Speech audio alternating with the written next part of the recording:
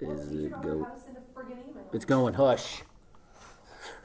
All right, this is our first Flip the Classroom experience. So I'm going to talk over this PowerPoint here, and you can watch it and take notes and learn at your own speed. That's kind of the point. Today we're going to learn about the infinitive and the gerund. Okay, what is an infinitive? The infinitive is simply the word to plus a verb. Now, the word to is also a preposition.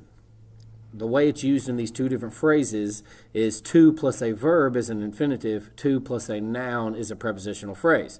I have the examples up there as you can see: to swim, to think, to go. It's that simple. And I've got 3 sentences below. Try to identify the infinitives in the sentences below.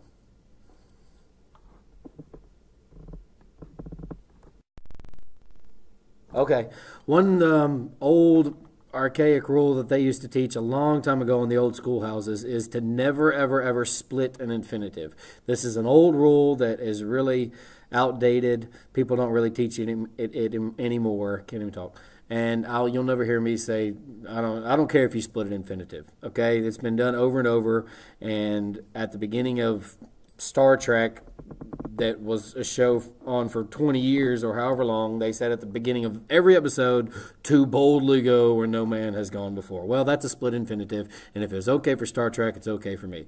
But the truth is, it's really not a rule they enforce anymore. And to be honest, it really doesn't make sense to split infinitives a lot, but that's what a split infinitive is. Example, he swore to never see her again. That sentence to me makes perfect sense. I know it's a split infinitive. I don't care. But that's what a split infinitive is, just so you know. You can go around correcting your friends. Everyone loves to have their grammar corrected. It's always fun. Okay, last but not least is the gerund. Now look, the gerund and the infinitive are basically two fancy words for very simple concepts, and the gerund is no different. It is a verb that is acting as a noun with the ing on the end. That may not make sense, but look at this sentence. The training was long and awful. Training is the gerund. The next sentence, the ringing drove me crazy. The ringing, which is a noun and the subject of the sentence, is the gerund, the ringing. And notice how the verbs train and ring are used as nouns and actually the subjects of their respective sentences. Look at the second part down there. The learning of English is important. Learning is the subject. It's also a noun, and it's really a verb in ing form being used as a noun.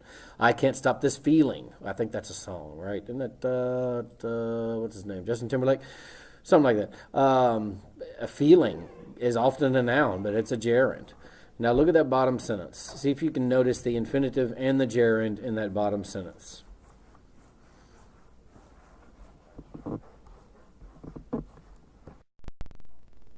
All right, and that is it. The best way to learn anything is to practice it.